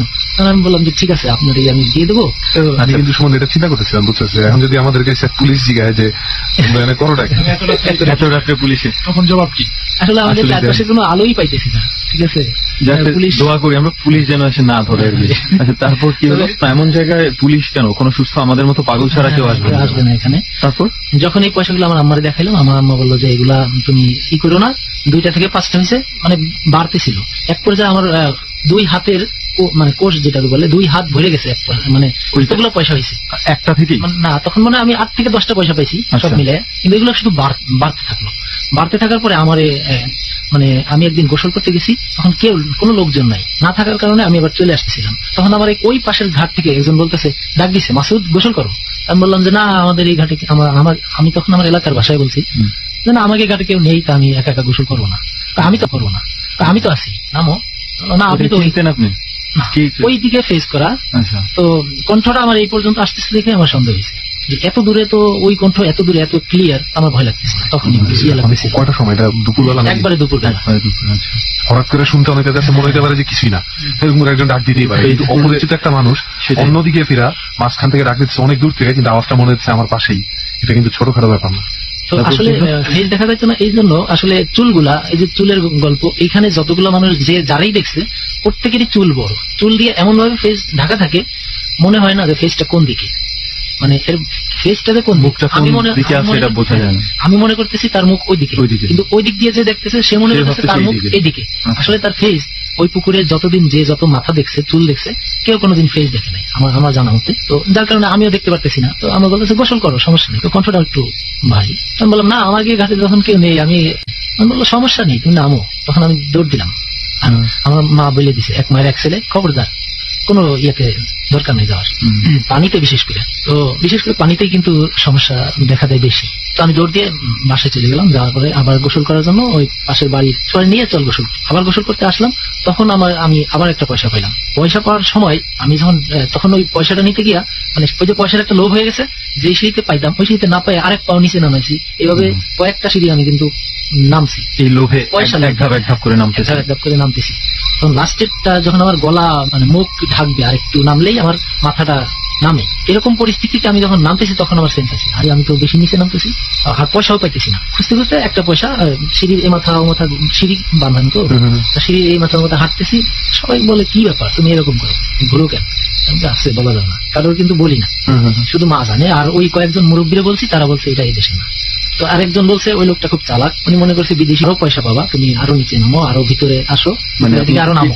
কি স্বপ্ন দেখছেন রাত্রে? এই যে চুল শুধু মাথা, মানে এটা কি স্বপ্নে? স্বপ্নের মধ্যে, স্বপ্ন বলতে আমি রাত্রে দোয়া কালাম পুরেই শুই, তার মধ্যে আসাটা বিশাল ব্যাপার।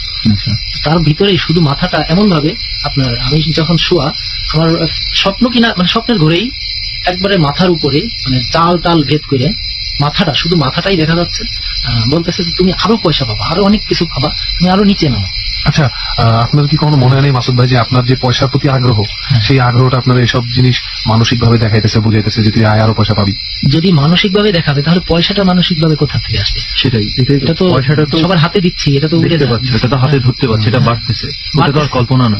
তার ভিতরে আমি যখন ঢাইলে হাতে নিছি, পুরো হাত ভরে গেছে, সব মিলে 10টা। তো এটা কল্পনা আসলে ভাবার কিছু ইয়ে নাই। তো আমার মারে যখন দেখাইলাম, ওই রাত্রে যখন আমার বললো যে আরো পয়সা পাবা, আরো কিছু পাবা, অনেক কিছু পাবা, এই মাথাটা মানে শুধু মাথা থেকে মানে চালের ওখান থেকে, হ্যাঁ উনি ভাসমান, শূন্যের উপরে ভাসমান। তারপর কিন্তু যখন এই স্বপ্নে দেখলাম যে এই, তখন থেকে আমি বুঝছি যে না, পুকুরে আসছে, ঠিক আছে। অনেকে বলতো মাথা দেখতাম বা চুল দিয়ে ধরছিল, সবই তখন বুঝলাম যে ঠিক আছে। তো আমি আর নিচে নামি না, আমার আব্বারে, তারপরে আমার আম্মারে, সবার কাছে যখন বললাম যে আমি রাত্রে এই দেখছি, তখন আম্মা বললো যে তুমি, আমার কিন্তু শরীর কাঁপতেছে, ঠিক আছে, স্বাভাবিক। এই জন্য ওই সময় আমার খুব কাঁপাকাঁপি অবস্থা ছিল। এখন এই যে বলতেছি, এখনো কিন্তু ইয়ে লাগতেছে, গলা টলা শুকিয়ে যাইতেছে, যেহেতু এটা একবারে আমার বাস্তব থেকে নেওয়া। তো আমার আম্মা আব্বারে যখন জানাইছি, সবাই বললো যে শিগগিরই এগুলো সব ফালাই দিবি, এগুলো রাখলে তোর নিয়ে যাবে। কারণ এর আগেও নিয়ে গেছে, আর ফেরত আসে না।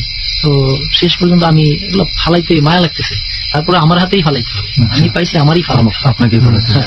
তারপর আমার ময়মুরব্বীরা বললো যে তুমি পাইছো তোমার হাতেই ফালাইতে হবে, অন্য কেউ ফালাইলে তার আবার সমস্যা হইতে পারে।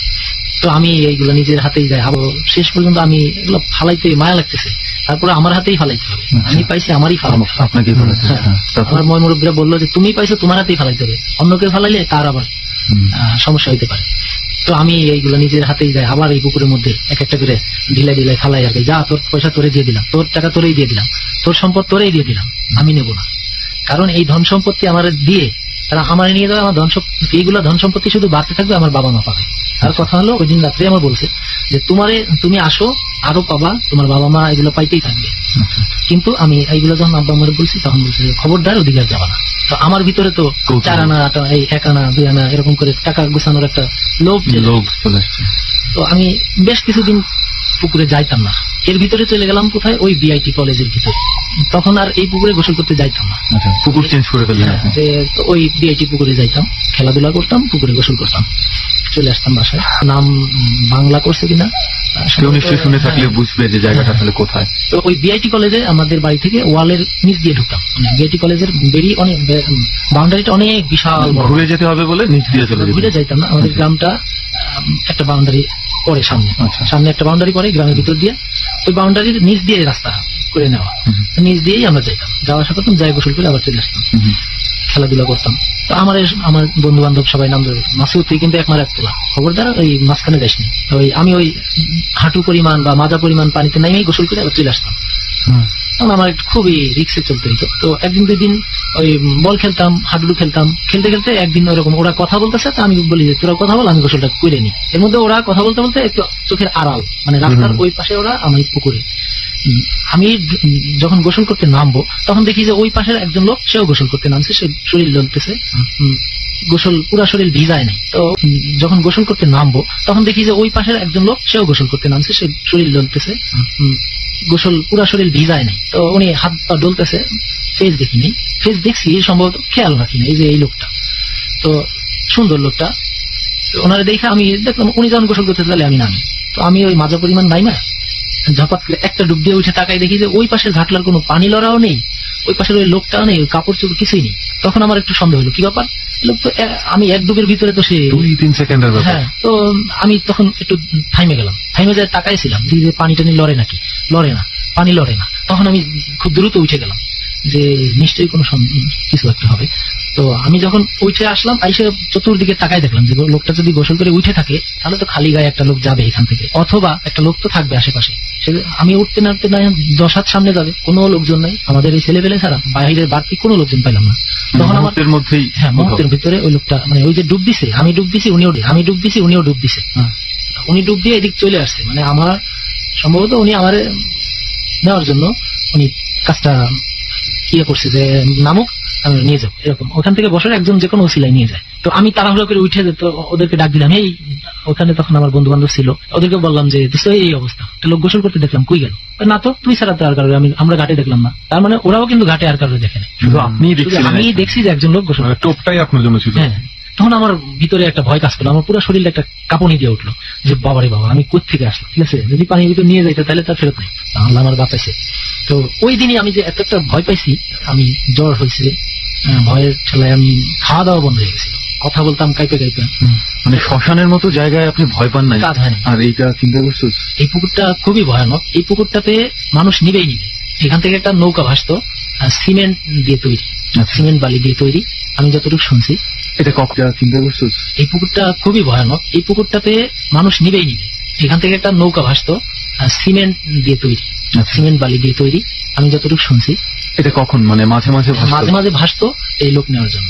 আচ্ছা, যখনই এই লোকগুলা মাঝখানে যাইতো, পুকুরের মাঝামাঝি যাইতো, যদি 1 মায়ের 1 ছেলে পাইতো, অথবা কিছু কিছু বিষয় আছে, ওই বিষয়গুলো ওরা যদি পাইতো, সুন্দর বা কিছু একটা রাশির লোক আছে, এরা পাওয়ার সাথে সাথে নৌকা ডুবে যেত। ডুবে যাওয়ার সাথে সাথে সবাই তো যার যার যান নিয়ে সাতটায় পারে আসতো, একজন একজন হারাইতো। তো যাই হোক, আমি ওইখান থেকে পলায় আসার, মানে উঠে আসার পরে অসুস্থ হওয়ার পর তখন আর ওই পুকুরে গেলাম না। যে না ওই পুকুরে আর যাওয়া যাবে না বাবা, একবারে সামনাসামনি টার্গেট, সেখানে তো যাওয়া সম্ভব না। ওরা সবাই বাসায় এসে আমার বলছে, আমার আম্মারে বলছে যে ও বলে দেখছে লোকজন, আরো একজন লোক গোসল করতেছে, অথচ আমরা দেখতেছি মাসুদ একাই গোসল করতে। তখন আমার এরপর কি আপনি বেশি দিন কি অসুস্থ ছিলেন? জ্বর হয়েছিল, পানি টানি করে ফুটে দিয়ে পুকুরটা, তো ওই পুকুরে যাই বেশি নিচে নামতাম না, এই হাঁটু পানি মাঝো পানি হইলে ওরা সবাই থাকতো, সামনে সবাই গোসল করতো, আমি ভিতরে এরিয়ার ভিতরে থেকে আমি গোসল করে উঠে যেতাম। হঠাৎ করে একদিন ওরকম ঝপাঝপ ডুব দিতেছি, তো পায়ের কাছে কিছু একটা পাচ্ছে, আমার ওই যে পয়সার লোকটা রয়ে গেছে, আমি তাড়াতাড়ি হাত দিছি, যে পয়সা মনে আবার পাইলাম। তো হাত দিয়ে দেখি একটা চাবি, পিতলের কালার, মানে যেটা সচরাচর চাবিতে সহজে পাওয়া যায় না। হ্যাঁ, চাবিটা পিতলের, আর চায়না তালা খুলতে যেরকম চাবিগুলা পাতলা ওরকম, কিন্তু মাথাটা একটু চোক্কা, মানে একটু লম্বা টাইপের, লম্বা হবে আপনার 2-2.5 ইঞ্চি, 2.25 ইঞ্চির মতো। তো এই চাবিটা আমি পাইয়ে আমি মনে করছি নিশ্চয়ই কারো না কারোর হবে, এত উপরে তো কারোর না, হয়তো কারোর চাবি পড়ে গেছে। তখন আমি উঠে সবারই, বাড়ির আশপাশে সবারই বলতেছি, খালা চাবি পড়ছে, কাকি চাবি পড়ছে, মামা চাবি পড়ছে, কাকা চাবি পড়ছে। কেউ বলতেছে না আমাদের কারোর চাবি না। সবার জানানো হয়েছে যে আমি কিন্তু একটা চাবি পাইছি, যার চাবি হোক, হয়তো কারোর সিন্ধুকের অথবা কারোর ঘরের। সবার জানানো হয়েছে যে আমি কিন্তু একটা চাবি পাইছি, যার চাবি হোক, হয়তো কারোর সিন্ধুকের অথবা কারোর ঘরের তালার, এরকম হতে পারে। যখন আমি সবাই জানাই দিছি, এবং কি আমার যাওয়ার সময় সবাই বলে গেছি যে আমি একটা চাবি পাইছি, যার হবে প্রমাণ দিয়ে নিয়ে যাই। তো না, কেউ চাবিটা নেয় না, প্রায় অনেক দিন হয়ে গেছে, চাবিটা কোনো কাজে লাগে না। ডয়ার থেকে হঠাৎ করে আমি বের করলাম, আমার ডয়ারে ছিল, আমি পড়তাম টেবিলের ডয়ারে থেকে চাবিটা বের করলাম, এই চাবিটা পাইলাম পানির ভিতরে, পয়সাগুলো তো বার ছিল, চাবিটা দিয়ে তো কিছু হলো না।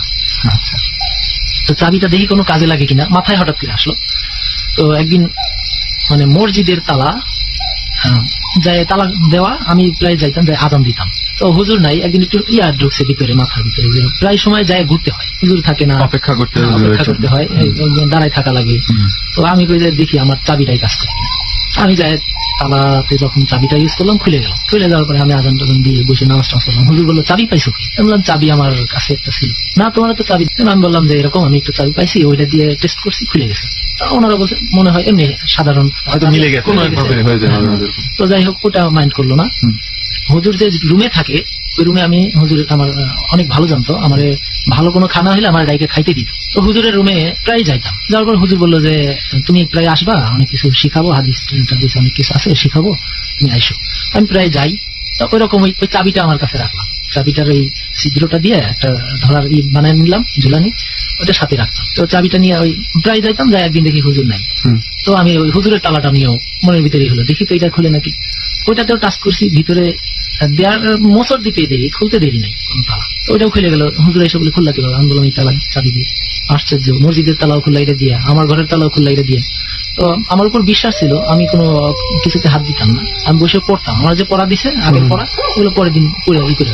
তো এরকম আবার একদিন একজন একে বলে খুললা কিভাবে? আমি বললাম এই তালা চাবি দিয়ে। আশ্চর্য, মসজিদের তালাও খুললা এটা দিয়ে, আমার ঘরের তালাও খুললা এটা দিয়ে। তো আমার উপর বিশ্বাস ছিল, আমি কোনো কিছুতে হাত দিতাম না, আমি বসে পড়তাম। আমার যে পড়া দিছে আগের পড়া, ওগুলো পরের দিন পড়ে ই করে। তো এরকম আবার একদিন একজন একটা রিক্সা, ওই সময় আমাদের ওইদিকে রিক্সাগুলো নতুন, একটা রিক্সা রাইখা উনি তালা দিয়ে বাসায় যায়, হয়তো সম্ভবত ভাত খেতে গেছে। তো আমার কৌতূহল হলো যে রিক্সা চালাবো, রিক্সা চালানো শিখবো, কিভাবে চালায়। তো তালা মারা, যে চেন টানা একটা তালা ছিল, লক করে দিত, ওটা খুলতো না সহজে। সাইকেলের চাবিতেও ছিল, সাইকেলের ভিতরে অনেক সময় অনেকে মারতো তালাগুলা, চেন তালা যেগুলো, ওই তালাটা মারা ছিল। আমি ওই চাবিটা ব্যবহার করলাম, খুলে গেল। খুলে যাওয়ার পরে আমি রিক্সা এদিক নিয়ে চালাই বেড়াইতেছি। উনি এসে বলে কি ব্যাপার, তুমি খুললা কিভাবে তালা মারা? বললাম যে এই চাবি। এখন আস্তে আস্তে এই আমার নাম আশপাশে মোটামুটি ছড়াই গেছে। মাসুদের কাছে একটা চাবি আছে, ও যে তালা খুলে সেটাই খুলে যায়। একদিন এক লোক মোটর সাইকেল নিয়ে দোকানের সামনে বসা, উনি লক করা, ওনার মোটর সাইকেল, আমার দুলাভাই হয় সম্পর্কে, দুলাভাই। আমি ঠিকই আমার চাবিটা বের করে মোটর সাইকেল যখন চাবি দিলাম, ঠিক অন হয়ে গেছে। অন হয়ে যাওয়ার পরে আমি হর্ন দিলাম, টিটিং যে সাউন্ডটা দিলাম, তখন উনি চোখ কি ব্যাপার মাসুদ, ওনার হাতে চাবি। আমি বললাম যে খুলে ফেলাইছি, কয় স্টার্ট দাও তো। আমি স্টার্ট দিলাম, হ্যাঁ স্টার্ট নিয়ে নিছে। তখন উনি দৌড়ে এসে তাড়াতাড়ি থামায় বললো যে কি ব্যাপার, কি দিয়ে খুললা? এই চাবি দিয়ে। তখন আমার মোটামুটি নাম হয়ে গেছে, মাসুদের কাছে একটা চাবি আছে, তালাই খুলে যাইতেছে। তখন এক পর্যায়ে আশপাশে সবাই একটু সজাগ হয়ে গেল যে মাসুদ কিন্তু তালা একটা চাবি একটা পাইছে, এটা দিয়ে কিন্তু সব খুলে যায়। চেয়ারম্যান চাচা হয়, তখন মেম্বার ছিল, ওনাদের কাছেও কানে চলে গেছে যে মাসুদের কাছে একটা চাবি। তো এলাকার কিছু লোকজন আছে যারা কিন্তু স্বার্থ সিদ্ধির জন্য অনেক কিছু চেষ্টা করে। ওই যে পয়সা দিলাম না, পয়সা না দেওয়াতে ওনারা একটু ছিল, তখন ওনারা আমাকে লোভ দেওয়া শুরু করলো যে তোমার ওই চাবিটা আমাদের দাও, তুমি যা চাও, যত টাকা পয়সা চাও দেওয়া যাবে, দিয়ে দেবো, কিন্তু চাবিটা আমাদের দাও। আমি এর ভিতরে অনেক ঘরের তালা তাদের সামনে, যে কাকি দেখেন আপনাদের ঘরের তালা যে খুলে হলাইতেছি, খুলে দেখাইতাম, দেখেন কি একটা চাবি পাইছি, অদ্ভুত একটা জিনিস, খুলে যাইতেছে সব। একটা চাবি দিয়ে যে এতগুলো তালা খোলা যায়, সবাই অবাক হয়ে গেছে। এখন এই চাবিটার জন্য আমার এই রাত্রে 12টা 1টার সময় এক একজন আসে, আইসে মাসুদ চাবিটা দাও। এই যে একটা চাপে পড়লাম, সবাই শুধু আসে চাবিটা দাও। কারণ আমি তো দিই না, কারোরে দিই না। আমার হুজুর বলে দিছে এই চাবি কারোর হাতে দিবা না, তোমার অমঙ্গল হবে, প্লাস যে নিবে সেও একটা না একটা দুর্ঘটনা ঘটাবে, কারো না কারোর কিছু একটা হারাবে, চুরি ডাকাতি যাই হোক হবে, এই চাবি কারোর দিবা না। এমনি একটা চুরি ডাকাতি হলে তো এলাকার মধ্যে আপনার দোষ। তখন কিন্তু আমাদের ওই দিকটায় চুরি হয়েছে, অলরেডি চুরি হয়ে গেছে, কিন্তু এই চাবির জন্য চুরি হয় নাই, তালা ভাঙে চুরি হয়েছে। যার কারণে আমি খোলা পাইলে হয়তো আপনার খোলা পাইলে আমার দোষ।